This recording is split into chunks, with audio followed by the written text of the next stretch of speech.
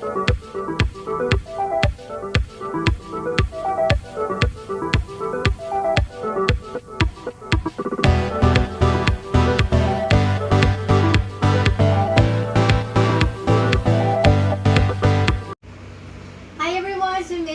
welcome back to my vlog, and for today, tayo ay maglalagay ng decals para sa ating rim ng gulong ni Suzuki Bergman Street 125. So, ayun. Okay, so ito, nakalatag sa table natin ngayon, yung dalawang set ng decals for both sides ng rim. This one is for the front, yung mas malaking gulong, mas malaking rim, and this one is for the rear tire, na may mas maliit na size ng rim. Okay? So, tara guys. Ayan. Kunin natin yung gulong. Okay. So, eto. Ito yung rear tire. Yung rear tire natin, may mas maliit na rim. So, dito natin siya ilalagay. So, ayun. Let's get it on. Okay. Okay guys. So, yun. Para hindi kayo malito, ito yung gagamitin nating center point. Ito yung itatapat natin dito sa gitna ng ating sticker. Okay, so, i-place muna natin siyang ganyan. Tapos, ito, dito dapat siya nakalagay sa may inner part ng rim. Kaya, papantay lang din natin yan bago natin siya idikit. Okay, so, yan, simulan na natin.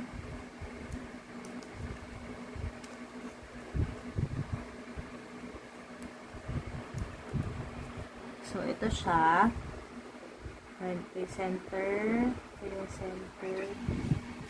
Okay guys, so yan, kapag nailagay nyo na yung initial, niya, kuha kayo ng basahan or any cloth para mas suabe, mas smooth yung pagdikit natin sa kanya. So, pwede natin simulan dito, sa gitna, palabas.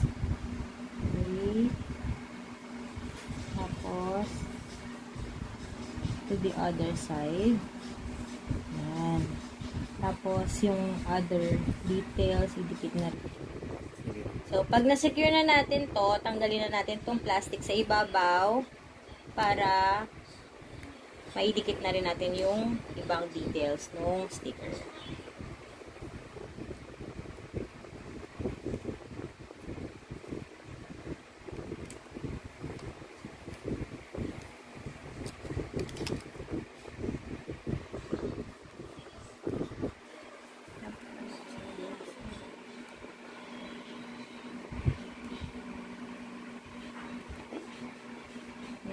Make sure na nakadikit ng ayos.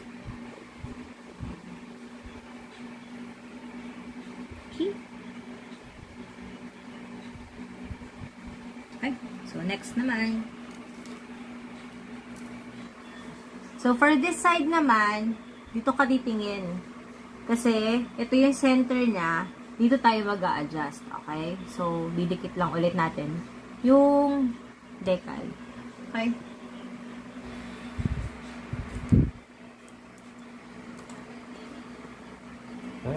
Ikaw na.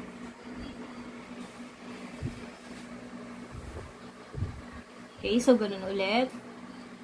Secure lang ulit natin to. Dikit maigi using our cloth. Tapos, tanggal nung plastic.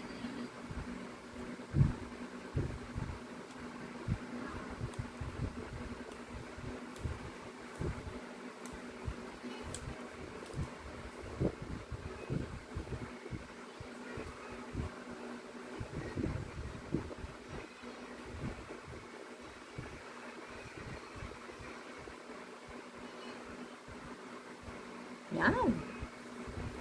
Okay. Next.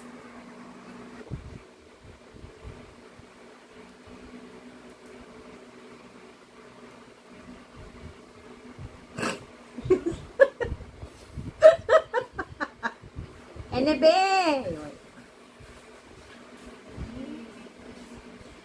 Okay.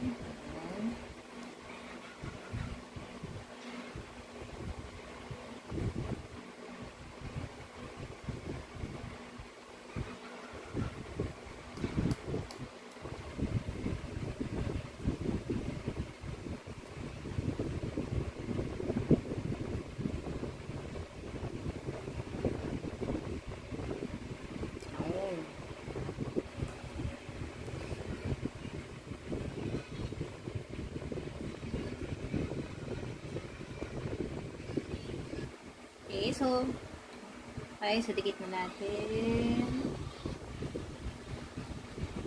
So, for this one, medyo tricky siya kasi magkakahiwala yung letter. So, dapat dahan-dahan and secure natin maigi. Gaya nito. Magkakahiwala yung letters. Nung inano ko siya dito, dumikit na. So, kailangan lang ano maigi para di matanggal. Ayan. Letter T naman. Yan. Dumikit ng T. Yan. Okay, so, diinan lang para hindi matanggal. Yan. Okay, so, last side itong kabila.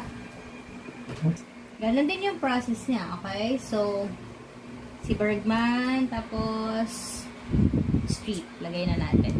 Okay?